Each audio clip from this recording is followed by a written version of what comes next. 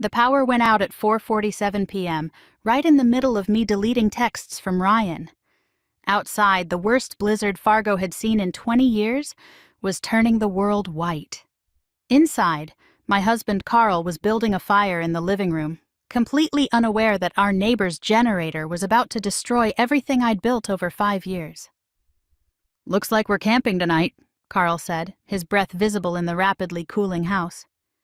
"Good thing I bought those battery packs last month." I smiled and kissed his cheek, tasting the salt from where he'd been shoveling the driveway all afternoon. Sweet, trusting Carl, still treating me like the innocent kindergarten teacher he'd married 7 years ago.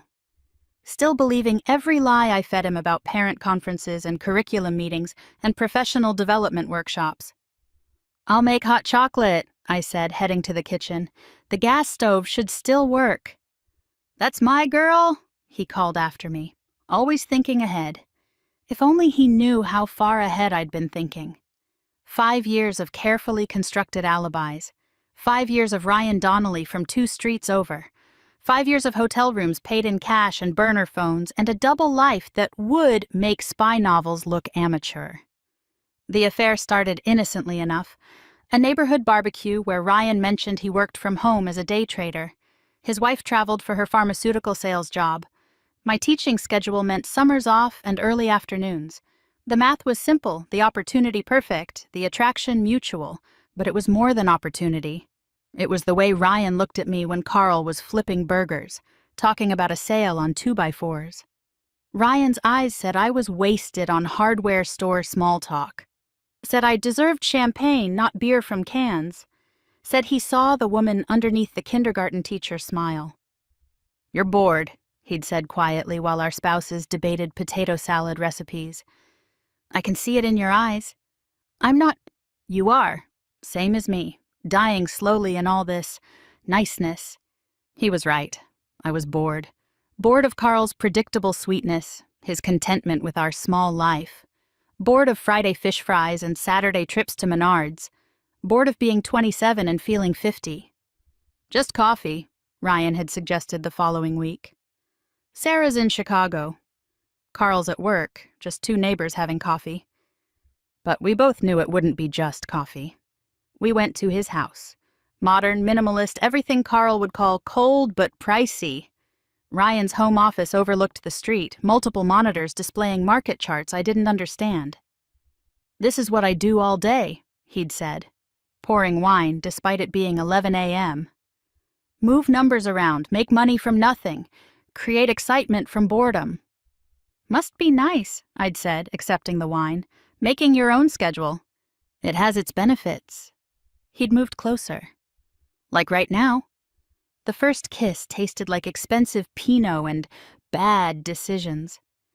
His hands were soft, trader hands, not Carl's calloused carpenter hands. When he led me upstairs, I told myself it was just once. Just to know what I was missing, just to feel alive again. His bedroom was nothing like ours. No mismatched furniture from estate sales, no quilts made by Carl's grandmother. Everything was white and gray and looked like a magazine. Even the affair felt designer, calculated, aesthetic, removed from reality. "Tell me about him," Ryan had said afterward, running his fingers down my spine. "Does he satisfy you?" "Don't," I'd said. "Let's not talk about them." But we did talk about them. That became part of it, the comparison, the cruel dissection of our spouses' failings. Carl's lack of ambition, Sarah's obsession with her sales numbers, how they didn't understand us, didn't see us, didn't know how to want more than Fargo could offer. Just once, we'd told each other that first time, in his house while Carl was at the hardware store he managed, and Ryan's wife Sarah was in Minneapolis. Just to get it out of our systems. But once became twice. Twice became weekly. Weekly became whenever we could manage it, which in a place like Fargo, where everyone worked regular hours and minded their routines, was more often than you'd think. The pattern established itself quickly. Tuesdays and Thursdays I had prep periods in the afternoon. I'd tell Carl I was staying late for tutoring, then drive to Ryan's, parking 2 blocks away like we were teenagers. He'd be waiting in designer loungewear that cost more than Carl's entire wardrobe, always with that same hungry look. 30 minutes, I'd say. I'll make them count, he'd reply. And he did. Ryan approached affairs like his trades, calculated risks for maximum reward.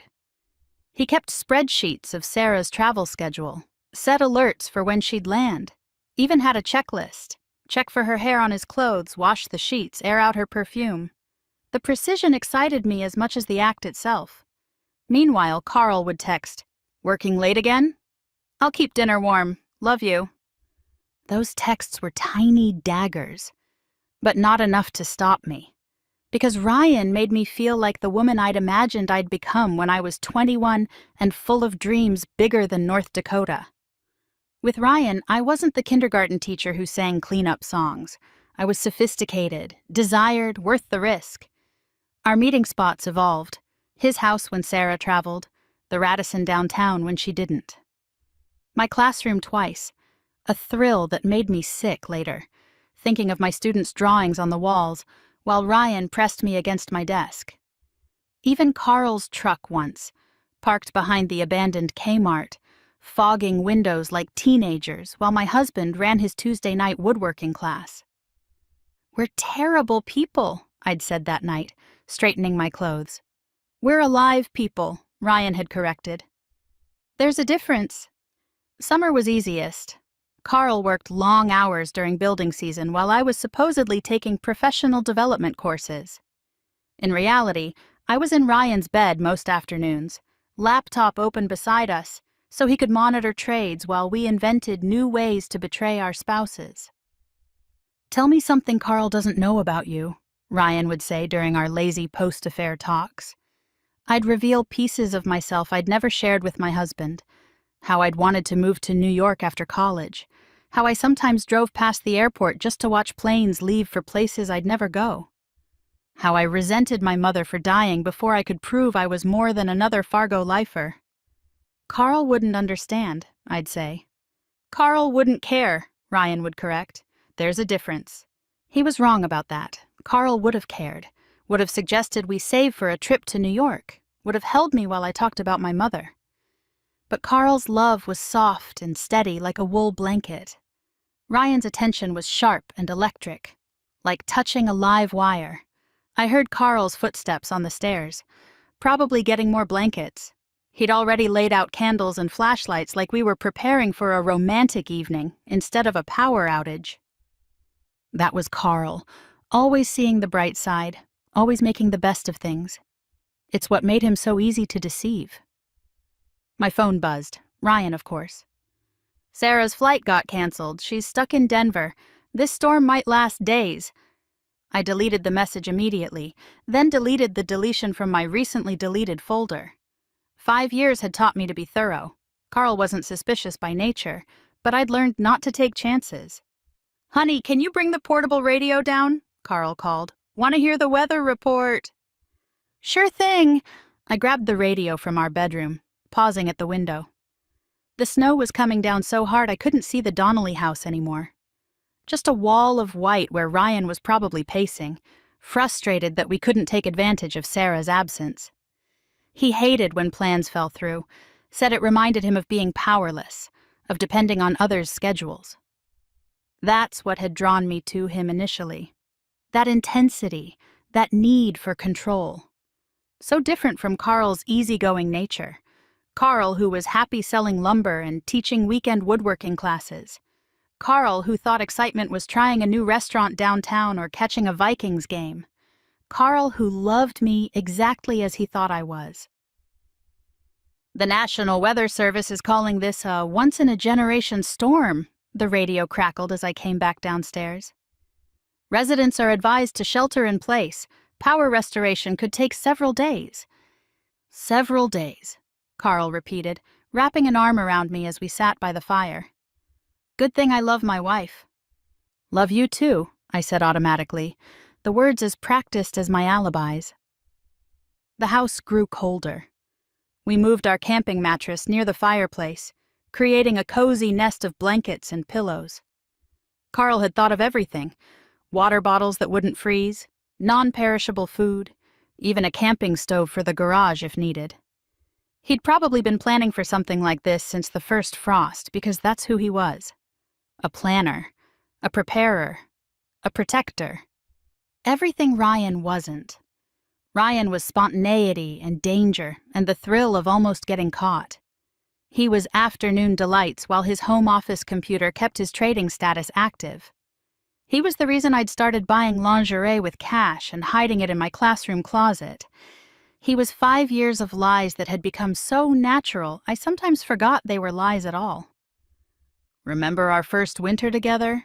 Carl asked, stoking the fire. "That apartment on 7th Street with the broken radiator?" "We slept in sleeping bags for a week," I said, genuinely smiling at the memory. "You made me mac and cheese on that camping stove every night. And you graded papers by candlelight, said it was romantic." It had been romantic. We'd been 24, newly married, broke but happy. Before the routine set in. Before I'd started feeling like I was suffocating in Fargo's predictability. Before Ryan moved in 2 streets over with his wife and his dangerous smile. "I'll check on the Johnsons," Carl said suddenly, pulling on his boots. "Make sure they're okay. Elderly couple alone in this weather worries me." "In this storm?" "Carl, you can barely see." "It's just next door." "I've got the rope in the garage. I'll tie it between the houses like they do in Antarctica." He grinned. "Always wanted to try that." This was Carl, checking on elderly neighbors in a blizzard because it was the right thing to do. He'd probably check on the whole street if he could, including the Donnellys. "Be careful," I said, meaning it. Despite everything, I didn't want him hurt. I just wanted him different, more like Ryan. Or maybe I wanted to be different, the kind of woman who was satisfied with a good man's love. He left through the garage, and I heard him hammering something, probably securing the rope. My phone buzzed again. Ryan. I can see Carl heading to the Johnsons. Jesus, he's using a rope like it's the 1800s. I didn't respond. Couldn't risk it with Carl coming back any moment. But I pictured Ryan watching from his window, probably shirtless despite the cold because he knew I liked his chest. Probably planning what we'd do when this storm ended and life returned to normal. The front door burst open with a blast of snow and wind. But it wasn't Carl. It was Ryan. "What the hell are you doing?" I hissed, jumping up. "Are you insane?" "I had to see you." He was covered in snow, shivering. "Sarah called. The Denver airport is a mess. She won't be back for days. This is perfect, Amelia." "Perfect? My husband is next door. He'll be back any second." "So? Tell him I was checking on you. Neighborly concern." He stepped closer and I could smell his cologne mixed with winter air. "God, I've missed you." "It's been a week." 4 days, I corrected, backing away. "Ryan, you have to leave, now." 4 days too long. He grabbed my wrist, pulled me close.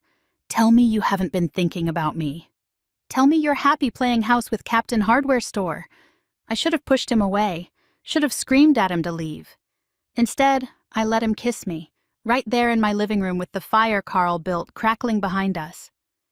That's when I heard it. A sound that didn't belong, like a door closing upstairs. We froze. "Carl?" I called out. No answer. "Probably just the house settling," Ryan said, but even he looked nervous. "These old places make noise." Another sound, definite footsteps above us. "He came back," I whispered. "He must have come through the back door. Oh God, he saw us." "Calm down, we don't know that." But I knew. The way you know when your life is about to implode.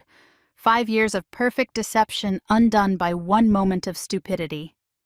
"Go," I shoved Ryan toward the door. "Go now. I'll handle this." "Amelia, go." He left, disappearing into the white void of the storm. I stood there, heart hammering, waiting for Carl to come down, to confront me, to end our marriage right there by the fire he'd built to keep me warm. But he didn't come down. I found him in our bedroom, sitting on the bed in the dark, still in his snow-covered coat. His face was illuminated only by his phone screen. "Carl!" My voice came out small, scared. He looked up and I saw everything in his eyes: hurt, betrayal, but worst of all, understanding. 5 years, he said quietly. I went through your iPad. Amazing what syncs to the cloud even when you think you've deleted it. My legs gave out.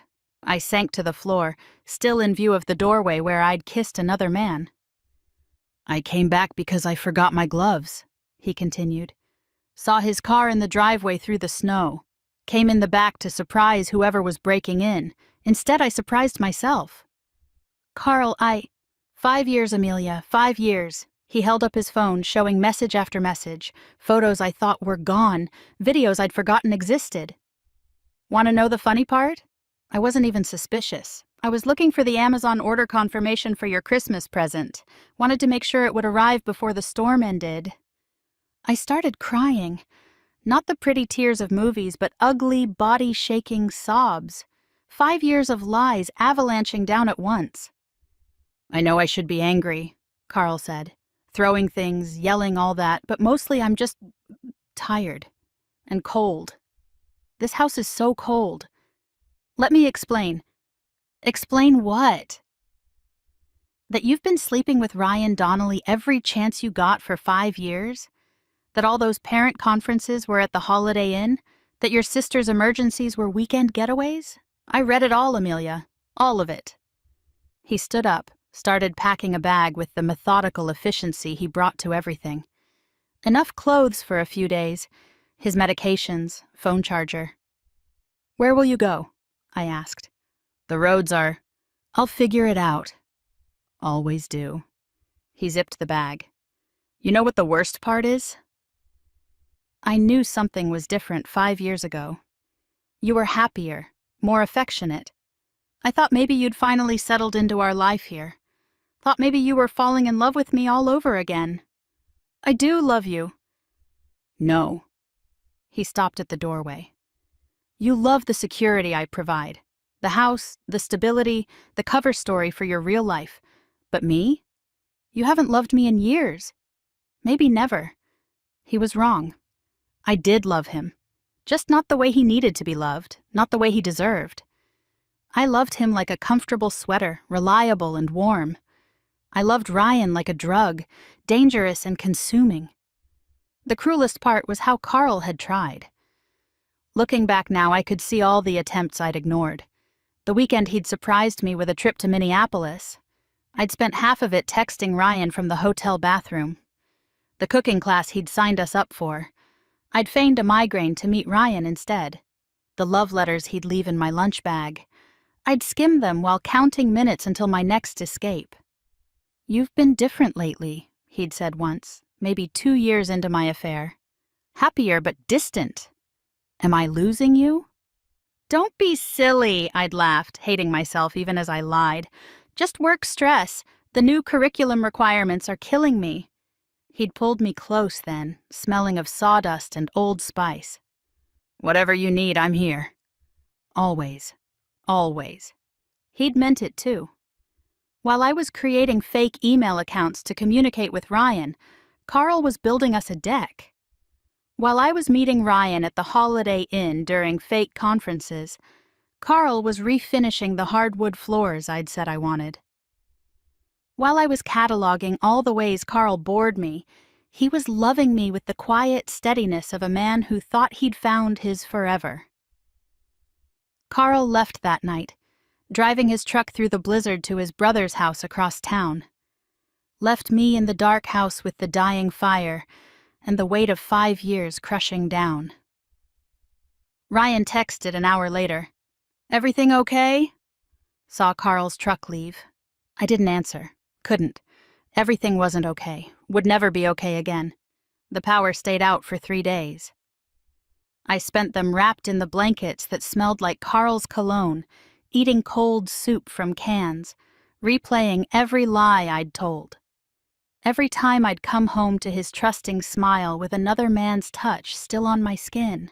Every anniversary dinner where I'd promised him forever while texting Ryan under the table. When the power came back, I had 17 missed calls. None from Carl, 15 from Ryan, 2 from Sarah. Sarah's voicemail was brief. I know about you and my husband. Carl told me everything. I'm flying back today. If you come near Ryan again, I'll destroy you. And trust me, in a town this size, it won't be hard. Ryan's messages progressed from concerned to angry to desperate. The final one. Sarah changed the locks. Filed for divorce already. This is your fault. You should have been more careful. I've lost everything because of you. Because of me. As if he hadn't been an eager participant. As if he hadn't pursued me just as hard as I'd pursued him. But that was Ryan, quick to assign blame, slower to accept it. Carl filed for divorce the next week. Clean and simple, like everything he did. He wanted nothing except his freedom and his grandfather's woodworking tools. Gave me the house I'd desecrated, the car I'd used for my affairs, the life I'd built on lies. I don't want to punish you, he said at the mediation. I just want to move on. But I saw the photos his lawyer had. Screenshots of texts where I'd called him boring to Ryan, where I'd mocked his excitement about a new router design, where Ryan and I had laughed about Carl's idea of romance being a new Craftsman drill set for my birthday. Each image was another nail in the coffin of who Carl thought I was. The drill set had a lifetime warranty, Carl said quietly when that photo came up. I thought it meant I'd be fixing things for you forever. His lawyer touched his shoulder, told him they didn't need to review everything. But Carl insisted. He wanted to see it all. Every cruel word, every mocking emoji, every time I'd chosen Ryan's bed over his arms. I think he needed to kill whatever love remained, needed to salt the earth so nothing could grow there again. This one's my favorite, he said, voice steady as he looked at a screenshot. It was from last Valentine's Day. Carl had made reservations at the fancy steakhouse downtown. I'd texted Ryan. Suffering through surf and turf with Mr. Exciting. Save me. Ryan had replied, I'll make it up to you tomorrow. I remember that night, Carl continued. You seemed distant. I thought maybe the restaurant was too noisy, so I asked them to move us to a quieter table. Tipped the waiter extra for the trouble. He looked at me then. Were you texting him while I was talking to the waiter? I nodded, unable to speak. During the appetizers? Another nod. When I gave you the earrings? The earrings. Sapphires, because I'd mentioned once that I liked blue. He'd saved for 3 months. I'd worn them exactly twice, both times to meet Ryan. Yes, I whispered. I know, he said, his voice still quiet. Sarah's lawyer sent over the discovery files. Ryan had a picture of you from that night.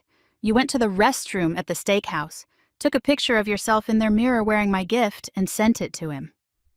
He pushed a printed photo across the table. It was me, in the restaurant bathroom, smiling for another man. You couldn't even wait until dinner was over. Good to know, he said, then turned back to his lawyer. I think I've seen enough. He looked different already. Lighter, maybe. Like the weight of trying to make me happy had finally lifted. His brother told me later that Carl had started dating someone from his woodworking class, a widow named Janet who appreciated his kindness and loved Fargo winters. She makes him laugh, his brother said. Haven't seen him this happy in years. Years. How many years had I stolen from him? How many years had he spent trying to be enough for someone who was always looking elsewhere? Ryan and Sarah's divorce was messier. She took him for everything. The house, half his trading accounts, alimony that would cripple him. He moved to Minneapolis to start over, sent me one last message. This isn't what I wanted. But what had he wanted? The thrill without the consequences, the pleasure without the price? He'd wanted what I'd wanted, everything and nothing, the excitement of the affair and the security of marriage. We'd both been greedy. We'd both paid for it. I kept teaching, though the whispers followed me through the hallways. Fargo was too small for secrets, especially secrets that exploded as spectacularly as mine. Parents requested their children be moved to other classes. Colleagues stopped inviting me to happy hours. Even the grocery store became a minefield of judgment and turned backs. "Maybe you should move," my sister suggested during one of her pity visits. "Start fresh somewhere." But I couldn't leave. This house, this town, this shame, it was my penance, my daily reminder of what I'd thrown away for afternoon pleasures and the thrill of deception. I saw Sarah at the grocery store about a month later. It was the first time since the divorce. We were both in the produce aisle. She didn't yell, she didn't cry. She just stopped, picked up a lemon, and looked right at me. She squeezed it, hard, until the juice ran down her knuckles and dripped onto the floor. Then she dropped the crushed rind into her cart and walked away without a word. That was Fargo. The judgment wasn't loud. It was quiet, cold, and absolute. Winter turned to spring. I saw Carl at the farmer's market, Janet on his arm. She was pretty in an understated way, with laugh lines and gentle eyes. The kind of woman who probably never lied about where she was going or who she was with. The kind of woman Carl deserved. He saw me too, nodded politely like you would to any acquaintance. Not like someone who'd once promised to love me forever. Not like someone whose heart I'd broken one blizzard night. "He seems happy," I said to no one in particular. And he did. Genuinely, truly happy in a way I'd never made him, because I'd been too busy chasing storms to appreciate the warmth of his steady love. Too addicted to the lightning to notice I was burning down my own house. The blizzard that had revealed my lies was called historic, made the national news. People still talk about it, about where they were when the power went out, how they survived those 3 days in the dark. I survived too, if you can call this surviving. Teaching other people's children while knowing I'll never have my own. Carl had wanted kids, but I'd always said someday, too busy with Ryan to think about babies. Living in a house full of ghost memories. Shopping at odd hours to avoid running into people who knew my story. 5 years. That's how long I'd lived a double life. 5 years of thinking I was so clever, so careful. 5 years of believing I could have everything without consequences. Now I have nothing but time to think about those 5 years. Time to wonder what Carl's doing on quiet Sunday mornings. Time to realize that Ryan's intensity was just selfishness dressed up as passion.